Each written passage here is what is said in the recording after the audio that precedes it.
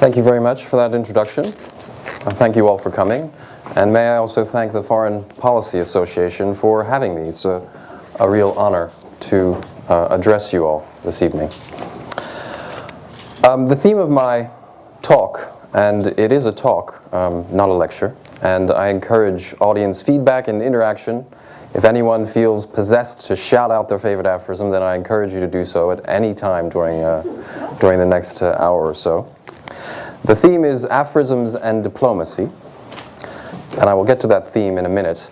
But because aphorisms are not only the world's oldest form of literature, they are also the world's most intimate and personal form of literature, I would first like to say a little bit about how I discovered aphorisms, why I love aphorisms, why I'm obsessed by aphorisms, and that will segue neatly into how aphorisms are used and abused in the context of diplomacy. Now, I first discovered aphorisms when I was 8 years old, and in the most unlikely of places, the Reader's Digest magazine. Now, does anyone ever heard of the Reader's Digest magazine? So you all will know the famous quotable quotes page in Reader's Digest. And it is still there, and it is still filled with quotable quotes by quotable folks like Oprah Winfrey, various Hollywood celebrities, and occasionally even statesmen and diplomats and politicians. And when I was 8 years old, I found a back issue of Reader's Digest magazine lying on the bathroom floor, slightly damp and mildewy, and I picked it up and I turned by chance to the quotable quotes page. And from that moment on, I was hooked. There was something about aphorisms that just completely knocked my socks off. What I loved about them was the intensity of language, the way that the authors played with words and manipulated words and crafted words, and how such a wealth of meaning and a wealth of possibilities was crammed into such a tiny, tiny space. I thought it was just incredible. Another thing that really turned me on about aphorisms is that they're very, very funny. A lot of them are in any case. And Dr. Phil McGraw, has anyone ever heard of Dr. Phil McGraw? He's in Reader's Digest a lot. And one of his stuck in my mind, I just read it recently. If you marry for money, you will earn every penny. Unfortunately, that does not apply to me, but it's a good example of the humor, the way that aphorisms mix humor with wisdom. So my love affair with aphorisms started when I was about 8. And then when I was a teenager, about 12, 13, I developed an urge to collect them. Now, if you want to collect aphorisms, you have two choices. You either have to be blessed with an impeccable memory, or you have to make some kind of record of the aphorisms. And I have not been blessed with an impeccable memory. So I had, as many teenagers do, my room was plastered with posters of rock stars. And what I did was, I took David Bowie, turned his face to the wall, and I started writing the aphorisms on the back. After David Bowie came George Harrison. After George Harrison, Pink Floyd. Soon I had a whole room filled with aphorism wallpaper. And the aphorisms that I've collected, and from that moment on I've been collecting aphorisms till this day and this book, they've become a sort of like a photographic album, a sort of collection of intellectual snapshots. And when I reread an aphorism that I first encountered earlier in my life, it brings back all the memories and associations I had with that particular saying when I first read it. For example, when I was 16, I started learning to play the violin, and at that time came across the saying by Samuel Butler, "Life is like playing a violin solo in public and learning the instrument as one goes along." That applies to a lot of situations I found in life. Another one that I remember from my teenage years was by Abraham Lincoln, and that is, "I have been often forced to my knees by the overwhelming conviction that there was no place else to go." So now I've been dealing with the aphorism addiction pretty successfully, and I maintain a kind of semblance of normal life. But it is a fact that once you're kind of clued into aphorisms, you begin to see them absolutely everywhere. And that's certainly true for me. And this is another wonderful thing about aphorisms, is that unfortunately, when I'm at a dinner party, someone asks me what I do for a living, I have to say I write books about aphorisms. And many people say, what's an aphorism? And it's this kind of strange word, and it's not a very familiar word to many people. But as soon as you explain what an aphorism is, they immediately come with their favorite aphorism. Everybody has a favorite aphorism. It's the refrain to a popular song. It's something that their grandmother said. It's something that their father always said. It's something they read in a greeting card. Wherever you look, ladies and gentlemen, when you walk out this door in 45 minutes, you will find aphorisms. Just a few examples from my recent daily life. I was in the train recently, and a teenager was walking down the corridor of the train, and he had long hair and a couple studs in various painful places. He looked like a real party animal. And he had a T-shirt on, and the saying on the shirt was, a weekend wasted is not a wasted weekend. Now, I hasten to add that that's not necessarily a sentiment that I endorse in any way, but it is a very, very good aphorism. I recently got an email from someone who heard me interviewed on the radio, and she said, my boss just said this, and I have to know if it's an aphorism. And so she wrote it, and it is, the saying was, I thought it over until I overthought it. And I wrote back and I said, yes, that is an aphorism, and your boss should be in my book. That's a great encapsulation of what happens when you think too long about something, and you then become unable to act on it. Another one, someone that I just met casually, and we got to talking about aphorisms, and she mentioned this one. She couldn't remember who had told it to her, but she said it was her favorite saying, words to live by. And it goes, if you're not living on the edge, you're taking up too much space. So these are the kinds of sayings that are all around you. And these are the kinds of sayings that, whether you consciously know it or not, you are living your life by. For example, my father was very fond of saying, little said, easily mended. And that's one way to handle problems and situations in your life. And it's something that's certainly that he applied in his life, but it's something that stuck in my mind, but not necessarily as a model to always follow. So now, before I get to the aphorisms and diplomacy part, I am going to try and show you what an aphorism is. Now, this involves juggling, I'm afraid. And see, the thing about aphorisms is they're the shortest literary form on the planet, but I've found it impossible to come up with a very short definition of what an aphorism is. So instead of that, I came up with Geary's 5 laws of the aphorism. And these are the 5 laws that a saying must obey to be considered an aphorism. Now, the observant among you will notice that I am holding 3 balls, not 5. That is because it is very, very hard to juggle 5 balls. And I can't do it.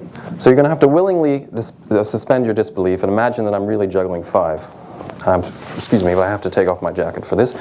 Usually the people in the front row are not seriously harmed during this segment of the show, but I mean, just if you're insured, I think everything will be fine. Take a little sip of water. Okay. The first law of the aphorism is it must be brief. Why? Because only a fool gives a speech in a burning house. It's okay, you can laugh. It won't distract me. The second law is it must be definitive. There's no ifs, ands. Don't laugh that hard, because that does distract me. No, just kidding. The second law is must be definitive. No ifs, ands, or buts. Aphorists tell it like it is, or at least how they think it is. I'm getting there's so many colors in the background, I'm losing the balls in the light. So the second law is it must be definitive. Now, Samuel Johnson, a great dictionary maker, he said, patriotism is the last refuge of a scoundrel. That's a definitive statement. Now, note that I do not say that aphorisms must be true, as proven by another great dictionary maker, Ambrose Bierce, who begged to differ with Dr. Johnson. And he said, patriotism is the first refuge of a scoundrel. Now, the third law is it must be personal. This is the difference between an aphorism and a proverb. A proverb is an aphorism that's been used for so long that it's had the identity of the author worn away. Self-love is the beginning of a lifelong romance. That's got Oscar Wilde written all over it, and that's why it's an aphorism. Now, the fourth law is it must be philosophical. Love means never having to say you're sorry. Okay, we've all heard that. Well, in my experience, love means having to say you're sorry on a regular basis. But apart from that, a saying like that is just not philosophical. It doesn't make you think. It's not provocative in any way. It induces complacency. An aphorism shakes you up, makes you think. Now, the fifth law, this is why aphorisms are like jokes. They have punchlines. There's a moment when you get an aphorism, just like you get a joke. This is also why aphorisms are like juggling. An aphorism has a verbal or a psychological or a linguistic twist that lifts you up and drops you into a place where you least expect it to be. And that is why, ladies and gentlemen, this is the big finale now. The fifth law of the aphorism is, it must have a twist.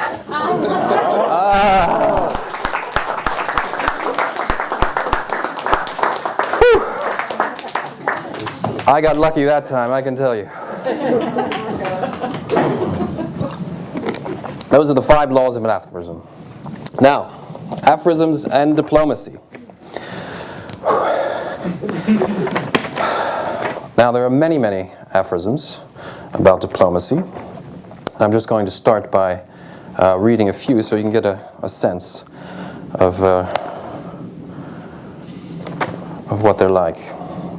This one is by a man named Sir Henry Wotton, who was a 17th century English diplomat, and he has the unfortunate distinction of penning probably one of the most memorable definitions of an ambassador, and that is as follows: an ambassador, an honest man sent to lie abroad for the good of his country.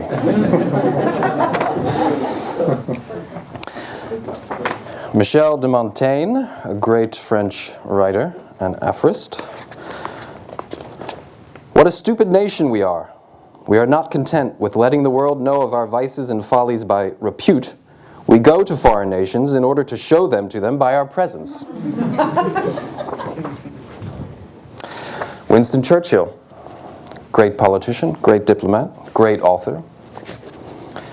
During times of war, when truth is so precious, it must be surrounded by a bodyguard of lies.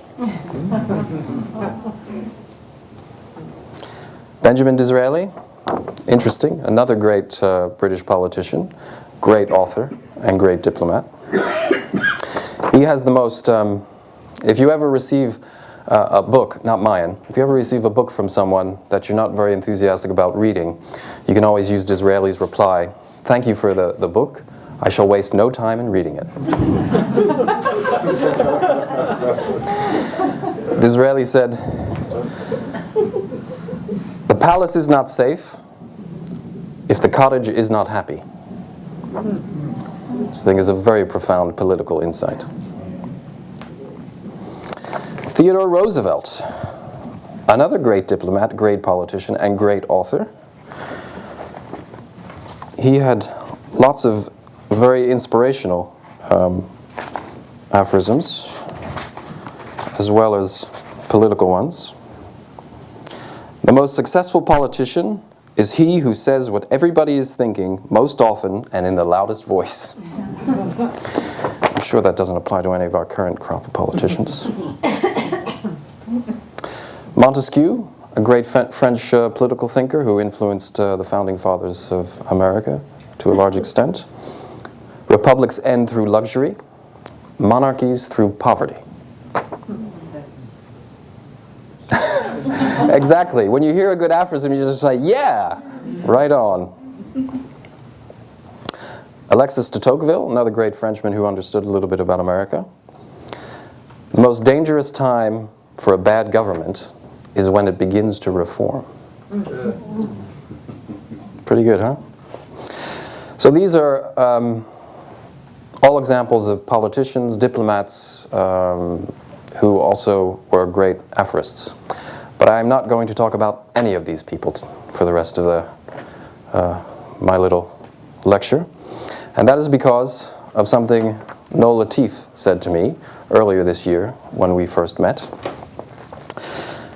Noel is also a great aphorism collector, an aphorism lover.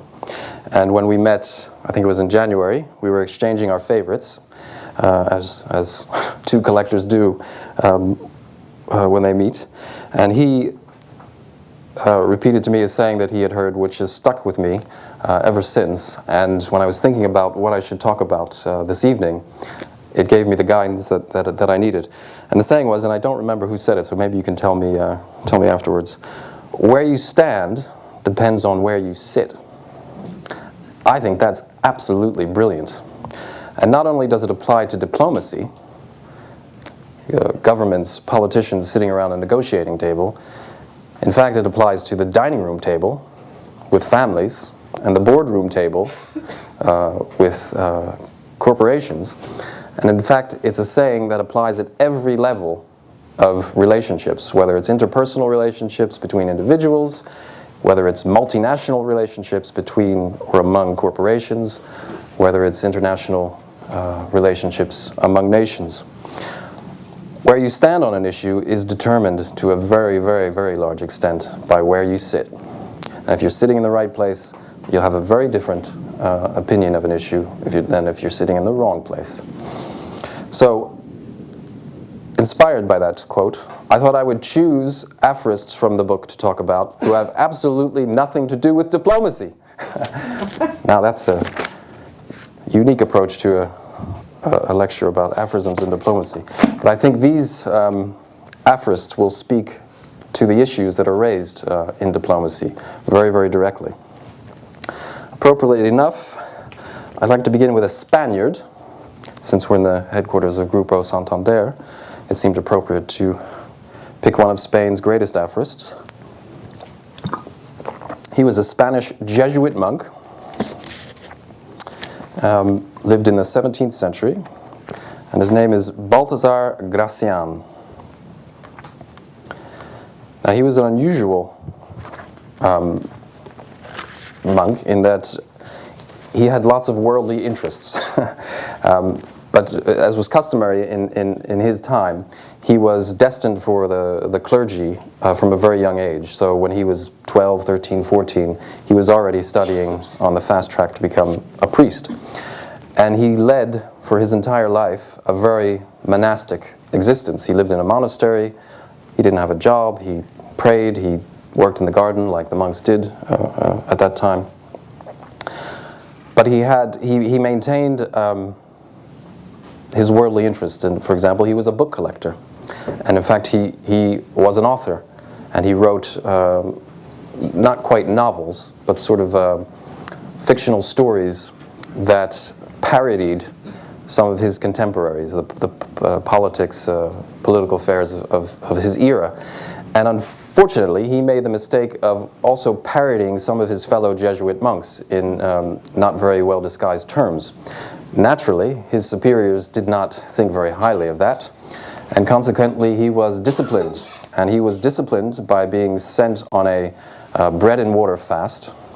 His pens and pencils and paper were taken away from him. His book collection was taken away from him. He also collected coins. That was taken away from him. And he was forbidden to write. Now, the book that he did write before the Prohibition is called The Art of Worldly Wisdom. And it's remarkable because he displays an enormous amount of worldly wisdom for someone who has so little worldly experience. I just want to give you a few examples of that wisdom. First of all, life is a warfare against the malice of others. Not a very likely thought coming out of the mouth of a Jesuit monk. Now, what's also interesting about Gracian is that he employed the long-form aphorism. So some aphorisms are very short, they're just a few words long. Some are several sentences long. And Gracian wrote ones that are several sentences long. But actually, even though it's a short paragraph, you'll notice when I read one, it's actually made up of individual aphorisms. So every line is an aphorism, and the whole thing together is an aphorism. Know how to use evasion. That is how smart people get out of difficulties. They extract themselves from the most intricate labyrinth by some witty application of a bright remark. They get out of a serious contention by an airy nothing or by raising a smile. Most of the great leaders are well grounded in this art. When you have to refuse something, often the most courteous way is to just change the subject. And sometimes it proves the highest understanding to act as if you do not understand.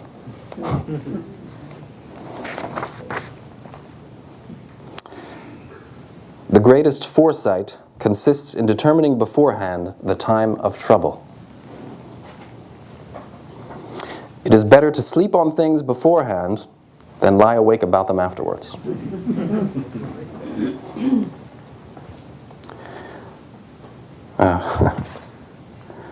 This is one of my favorites.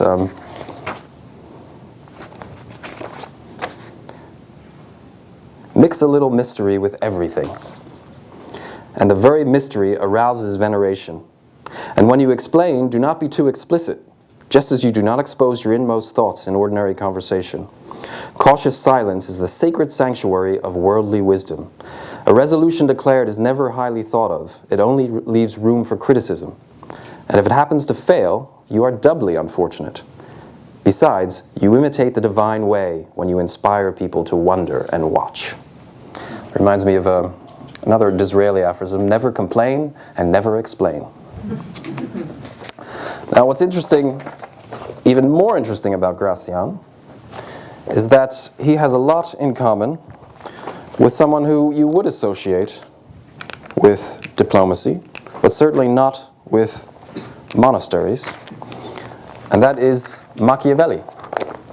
Machiavelli was also a very, very accomplished aphorist, and he applied his aphorist's art to winning favor and trying to get on the good side of whoever happened to be running Italy at the time. And I've done a little compare and contrast exercise with what the monk says and what the master of machinations, Machiavelli, says. Here's Gracian. Make people depend on you. It is not he that adorns, but he that adores that makes a divinity. The wise person would rather see others needing him than thanking him. To keep them on the threshold of hope is diplomatic. To trust their gratitude is boorish. Hope has a good memory, gratitude a bad one. More is to be got from dependence than from courtesy. He that has satisfied his thirst turns his back on the well, and the orange once squeezed falls from the golden platter into the wastebasket. Here's Machiavelli. A wise prince must devise ways by which his citizens are always and in all circumstances dependent on him and on his authority, and then they will always be faithful to him. Gracian, do pleasant things yourself, unpleasant things through others. Very good management technique. Machiavelli, princes should delegate to others the enactment of unpopular measures and keep in their own hands the means of winning favors. Gracian, push advantages, strike down your quarry. If you are wise, do not be content to merely flush it out. This is a monk speaking. Machiavelli, violence must be inflicted once and for all. People will then forget what it tastes like, and so be less resentful. Benefits must be conferred gradually, and in that way they will taste better. Now, there's another Italian who was a contemporary of Machiavelli's, who, Machiavelli has a reputation for being, how shall I put it, not a very nice person. He's always associated with do whatever it takes to get your way. But actually, if you read his book, The Prince, is kind of ruthless in that sense. But he also wrote widely on the Republic as the ideal form of government. So he wasn't a complete jerk. Unlike Francesco Guicciardini, who was a complete jerk. And he was even more ruthless than Machiavelli and even more sinister than Machiavelli, and advised, he also wrote a treatise for princes in which he advised, his basic philosophy was, do whatever it takes to get what you want. Always deny what you don't want to be known, and always affirm what you want to be believed. For though there be much, even conclusive evidence to the contrary, a fervent affirmation or denial will often create at least some doubt in the mind of your listener. Pardon me? We had an editorial announcement here. Waste no time with revolutions that do not remove the causes of your complaints, but that simply change the faces of those in charge. Okay. So, now I'm only supposed to talk for 30 minutes because I hope you all have lots of questions and lots of aphorisms, and I hope I have a few answers as well. But I do want to give two more aphorists who have a lot to say about diplomacy, though you would never think it. If I can just find them. Okay. Nicolas Chamfort, 18th century French author. Now his biography could have come right out of a Charles Dickens novel. He was born to a woman of minor nobility in central France, and his father was not her husband. Now, that was not okay in the 18th century, and it was fine if you were a man to have illegitimate children, but not if you were a woman. So something had to be done about this child, Nicolas. Coincidentally, on the very day that he was born in this small village in central France, the son of the local grocer was also born, and he died in childbirth. So the mother delicately suggested a swap. The grocer took her son, the nobleman, and she took his son, who had died in childbirth. So for the first 8 years of his life, Nicolas Chamfort thought he was the son of a grocer. When he was 8, his mother appeared and told him his true lineage. Now, this sort of split personality that he had marked him for the rest of his life. He went on to become a very successful playwright. He was one of the toasts of the Parisian salons. He was in his early 20s, had written a very successful play. He was very successful with the ladies. He was smart. He was witty. He had everything going for him. And he was very, very keen to... Chamfort is his mother's husband's name. He was very keen to make it known that he was of noble birth. Until the French Revolution happened. And then his noble lineage came back to haunt him. And although he was one of the most outspoken proponents of the revolution, he was one of the first people through the gates of the Bastille as well. Because he was from noble lineage, he was immediately suspect. And he was arrested once and spent a couple days in a rat-infested prison. And he vowed that he would never let that happen again. So one night he was having dinner with some friends. The gendarmes knocked on the door. They came in.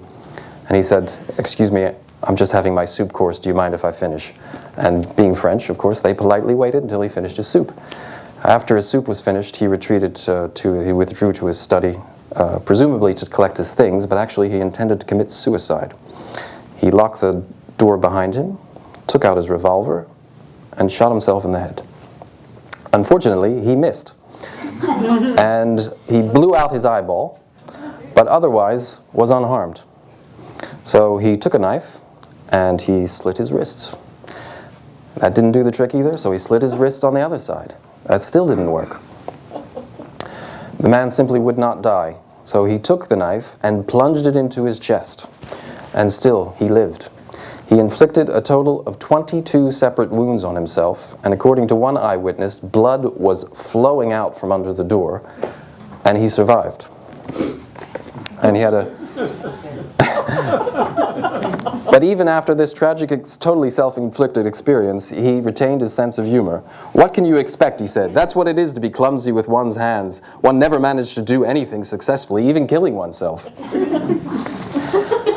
Now, he wrote many, many great aphorisms, none of which were known while he was alive. They were all discovered in a trunk after he died. He lived about 6 or 8 months after he tried to kill himself.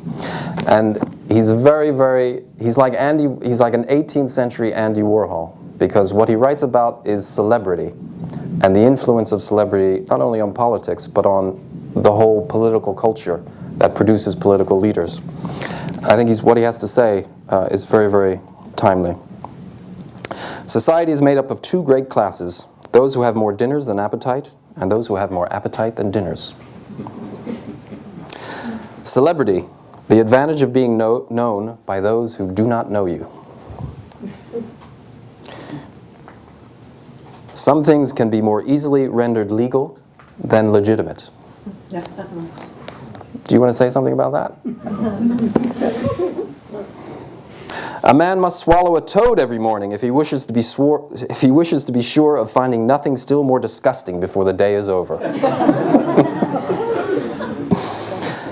In a country where everyone is trying to be noticed, it is better to be bankrupt than to be nothing. Okay, our last aphorist, Stanislaw Jerzy Lech. He was a Polish aphorist. He died in 1967. And he, again, is someone who is almost completely unknown outside of Poland, but who speaks very, very much to, in my view, to our current times. And he also had a fascinating story. He was born in, as I said, in Poland, and he was a Jew. So during the Second World War, he was picked up by the Germans and he was interred in a concentration camp. He escaped from that concentration camp by donning a stolen German uniform and walking right out the front gate. An absolutely amazing story. And he went on to join the resistance, first as a partisan, a fighter, and then as a sort of propagandist for the communist resistance. After the war was over, he was a member of the Communist Party, and he was rewarded for his services with a plum posting to Vienna as a cultural attaché. He became disillusioned with communism, but he never lost his skill as a maker of propaganda. So he continued to write and to publish. He was never silenced, he was never censored, because his aphorisms are so witty, and they're so clever, and they're so funny, that the censors had no idea that he was ridiculing the whole system. So during that whole period, he died in, like I said, in the late 60s, but from after the war until his death, he managed to continue publishing without interruption. And I think he's a very, very fitting aphorist with which to conclude. Tired rebels rest in the armchairs of power. The strongest brakes fail on the path of least resistance.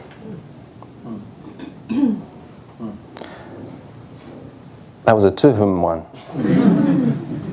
Those are the best.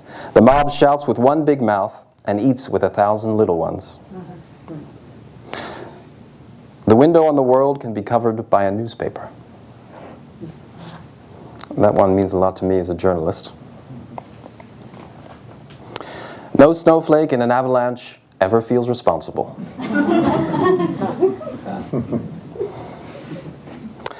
Here's the best definition of politics I've ever come across, and is also the shortest. Politics, a Trojan horse race. And I leave you with this, another reason why aphorisms are where it's at. They're never, never dull. In the beginning was the word, at the end, just the cliche. Thank you very much for your attention.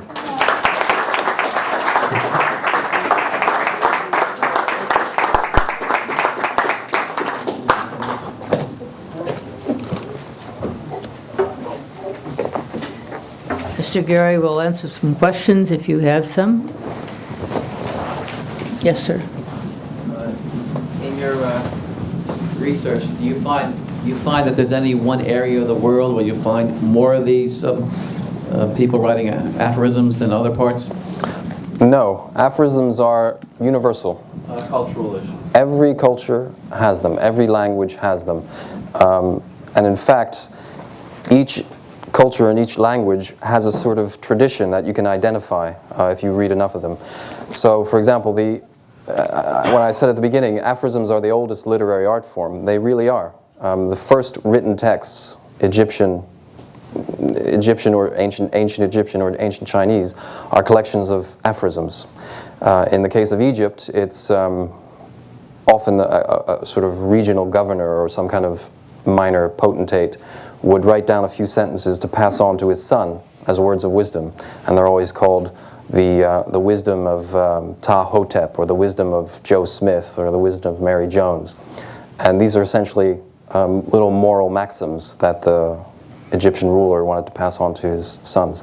In the case of China, and that's 5000 BC that we're talking, that these things were written. In the case of China, it's the I Ching, what's called here the Book of Changes. And that is essentially a collection of aphorisms, but sometimes they're very, very obscure aphorisms, and it's really unclear what the hell the author was talking about. But, for example, if you read Polish aphorisms, they're all, and also very interesting, something happening now, aphorisms from the Balkans. There's 4 Serbian aphorists in the book, whom I had specially translated for the book.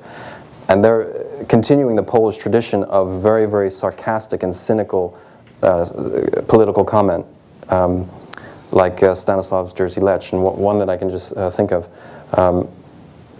No, there's nothing worse than misquoting an aphorism, and I'm not remembering it. I'm not remembering it. That's terrible. I can look it up very quickly. But the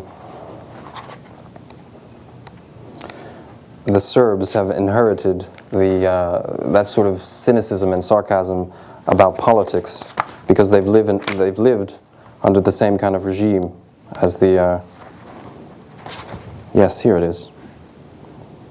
The distance from here to a brighter future can only be measured in light years. And that's by a guy named Rastko Zakic, who's from Belgrade. So if you look at Central and Eastern Europe, there's a long tradition of cynical political aphorisms. And American aphorisms, there's a great tradition, starting with Benjamin Franklin and Poor Richard's Almanack. Benjamin Franklin really started it all for American aphorisms, of very well-educated, highly cultured people adopting a down-home sort of country bumpkin persona in which to write their aphorisms. So Benjamin Franklin had Poor Richard. It is hard for an empty sack to stand upright. It's one of my favorites of his. Then you'd have Josh Billings, whose real name was Henry Wheeler Shaw, and he was the son of a Massachusetts state senator. But he called himself Josh Billings, and he was a pioneer of cacography, which I learned by researching this book is deliberately phonetically misspelling words. So he spelled aphorisms A-F-F-U-R-I-S-M. One of his he's also a sort of down-home philosopher, very funny, but also very inspirational. My favorite of his is, "Be like a postage stamp. Stick to one thing until you get there."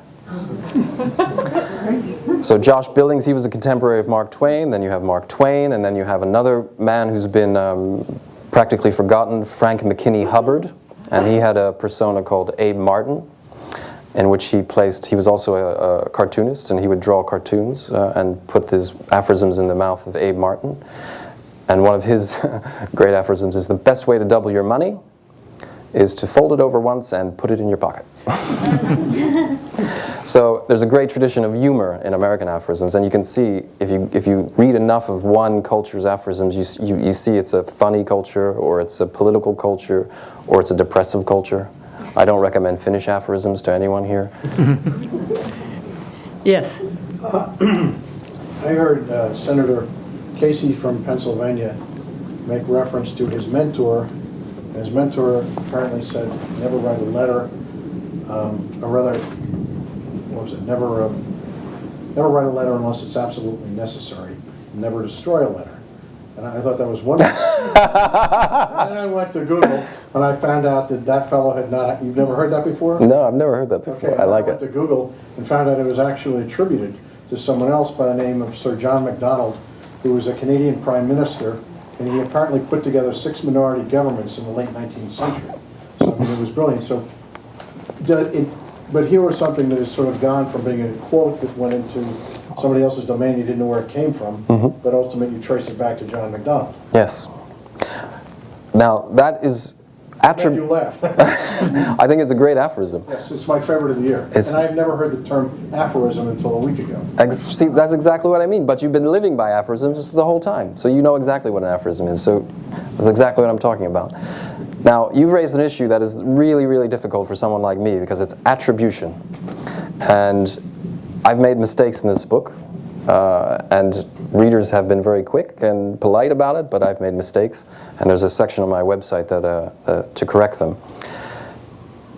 Because aphorisms are a kind of communal property. They have, unlike proverbs, they have an author, but once they get into the culture, they belong to everybody. And that's why, as an aphorism moves away from its original author, it gets someone says it in a speech, or someone says it in a conversation at the bar, and you mishear who said it, or you mishear who attributed it, and it ends up being attributed to someone who never said it. And I fell into that trap at least 4 times. So 4 out of 4,000. I'm not doing so bad yet, but the book's only been out a week, so. But it's very, very difficult to trace an aphorism back to its source. And what's very interesting is the process, at least interesting to an aphorism nerd like me, is the process by which an aphorism becomes a proverb. Because once no one really knows anymore who said something, then it stops being an aphorism and becomes a proverb. And does anyone know who wrote, "To err is human, to forgive divine"? Anybody want to take a guess? Nixon.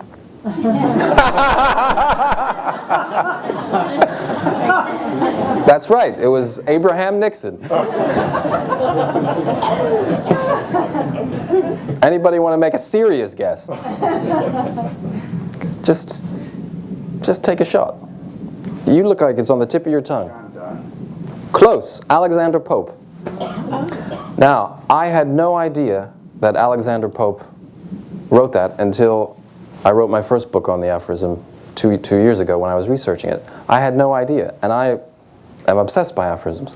So you can look at Alexander Pope's work, and you can see aphorisms becoming proverbs before your very eyes, because so few people still know that he was the author of that original saying. And as soon as no one is left who knows that, it'll be a proverb, until someone goes and writes another book about aphorisms and rediscovers it.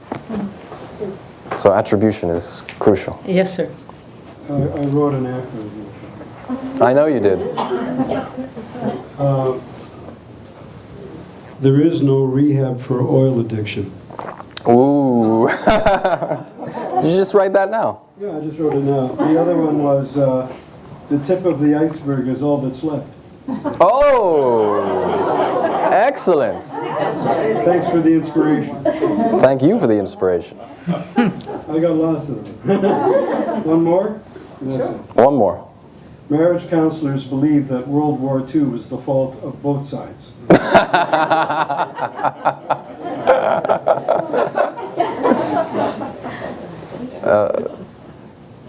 Very good. No.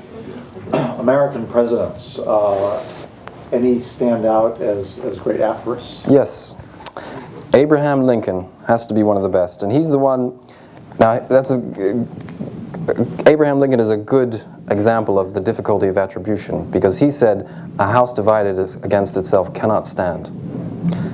He did say that, but someone said it before him, and in fact Mark, I think it was Mark, in the Gospel of Mark, said something, not exactly that, but something about a house divided against itself not being able to stand.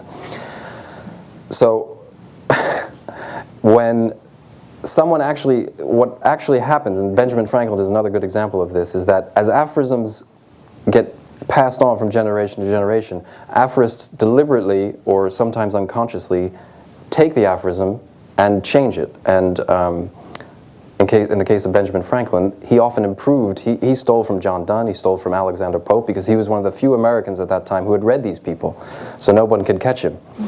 But when he stole those aphorisms, he gave it a little twist, and he often improved them. Abraham Lincoln was inspired by the Gospel of Mark, I think it was, for the saying, "A house divided against itself cannot stand."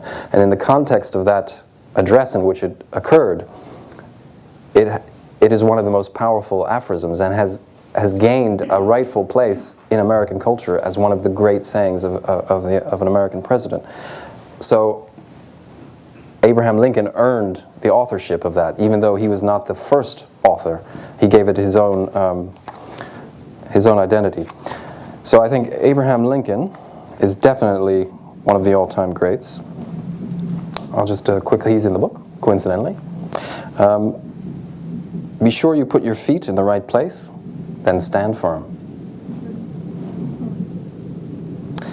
This is one of my all-time favorites. Give me 6 hours to chop down a tree, and I will spend the first 4 sharpening the axe.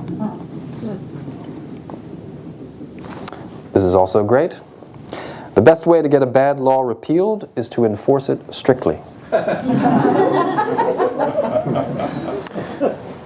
I think my personal favorite is definitely Abraham Lincoln. A close runner-up is Theodore Roosevelt. Now, the Roosevelts are interesting because there you see a family of aphorists, essentially, because you have Teddy Roosevelt, who was a great aphorist, Franklin Delano Roosevelt was a great aphorist, and Eleanor Roosevelt was a reasonably good aphorist, although there's questions about some of her most famous sayings, whether she actually was the one who said those. And there are only very, very few instances in which you can see aphorisms, a talent for aphorisms being inherited through a family. And Teddy Roosevelt is remarkable in that very few of his aphorisms are actually about politics. He would have been a great Dr. Phil if he were alive today, because he had a way of expressing himself in very plain language, but very powerful language and inspirational language.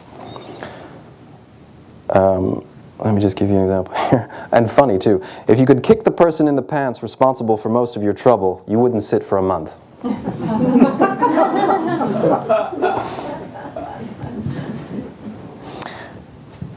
I think there is only one quality worse than hardness of heart, and that is softness of head. Nobody cares how much you know until they know how much you care.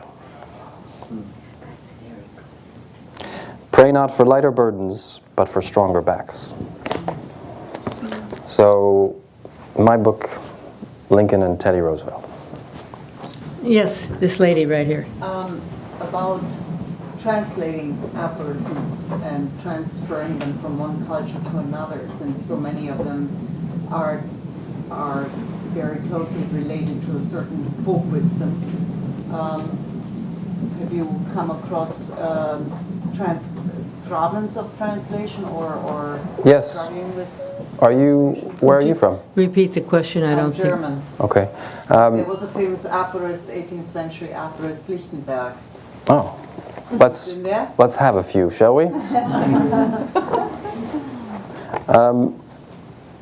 Where is he?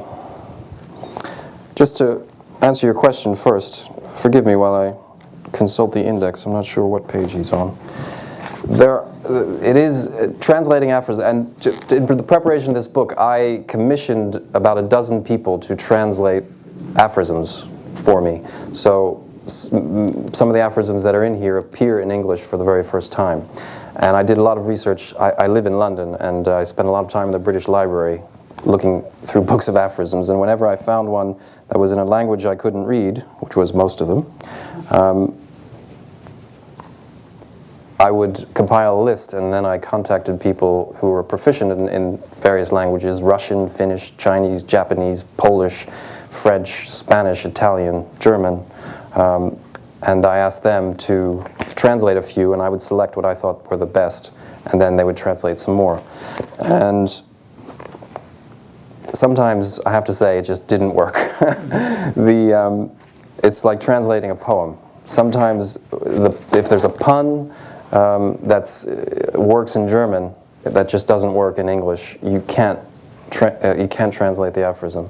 And often there's a kind of sentiment, and especially it was interesting. It was very apparent in the translation from Chinese and Japanese that I just didn't get it. You know, the aphorism was correctly translated, but it didn't have the resonance. Yeah, exactly. It didn't have the punch. And so that may be a great aphorism in Chinese or Japanese, but it didn't make any sense in English. So it's a very difficult art translating aphorisms. And you mentioned Lichtenberg, who's one of the all-time greats. Just a couple by him. Now, Georg Lichtenberg was actually a contemporary of Benjamin Franklin. He was also an almanack maker, like Benjamin Franklin. He also experimented with electricity, like Benjamin Franklin. And he was also a sort of minor inventor, like Benjamin Franklin. And he was also very, very, very funny, like Benjamin Franklin. It is impossible to carry the torch of truth through a crowd without singeing someone's beard.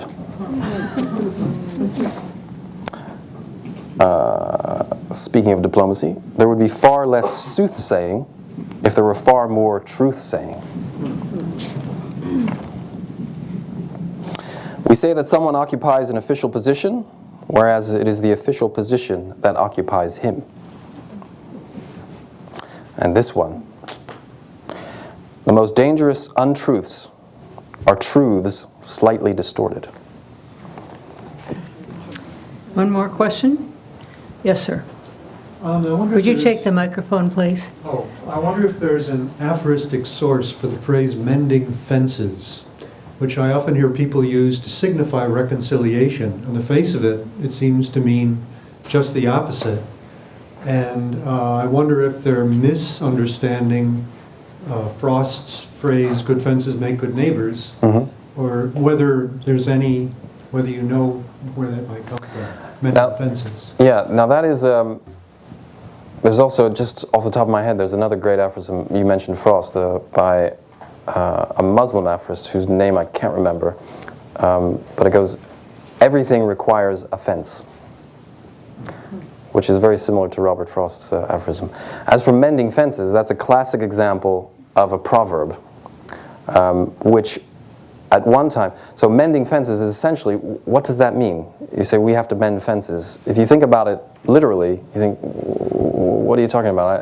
I'm not really good with my hands. Why don't you get a carpenter to do it? But mending fences is essentially a metaphor applied to human relations. And at one point, someone thought of that as an image for reconciliation. And I don't think it's the way I read it, it's not a misunderstanding, because obviously the fence was broken, and if you want to mend it, it's a recognition that something has to be done. So it's a sort of gesture towards reconciliation. So at one point in time, someone, who knows, made the link between the actual fact of mending a fence and that metaphorical reality of repairing a relationship with someone. And when that person first said that remark, it was an aphorism, and a really good one too. But it was so good, in fact, and became so popular and got passed around so much. It's like in certain Buddhist religions, as the worshippers go through a temple, there will be a statue of the Buddha there, and it's sort of considered a blessing to actually rub the statue as you pass very gently with your thumb. Now, some of these statues have been there for 1,000 years, and people have been rubbing them for 1,000 years. And if you look at that statue, you see it's been eroded. You can see it on steps in castles and stuff, where you see it goes like, the step goes like that, and then it goes like that, where everybody has been putting their foot. It's just like that with the statues, that as everyone through the centuries rubs their thumb across the Buddha's stomach, he gets a very shiny stomach, and a little bit is rubbed away each time. And that's what happens with an aphorism as it becomes a proverb. And mending fences, let sleeping dogs lie. It's a great, if you think about it, and it's also related to cliche, because these things are so well known. If you were to write, as a journalist, if I got an article and it said France was mending fences with the United States, I'd scratch it out, because it's a cliche. But originally, it was absolutely brilliant. And if you can think in your mind back to the time when that image was first invented, it is a really brilliant image, a brilliant way to metaphorically encapsulate human relations. Just to be clear, it seems to me mending bridges bespeaks reconciliation, Yeah. mending fences. Well, no, whereas- because you want to help your neighbor to keep your cattle in or his cattle Well, out. okay. I mean, it's very important to keep a that's the good context. fence, sure. Yeah, but I can see where you're coming from with your reading as well, and which is why aphorisms are such a great source of conversation and disagreement. Which is why diplomacy is so urgently needed. Well, thank you so much. I think we've all had a lot of fun and learned a lot of things that we didn't know before. And we have a little reception upstairs, which you're all invited to join. And you can get Mr. Geary's book up there also. Thank you. Thank you very much. Thanks.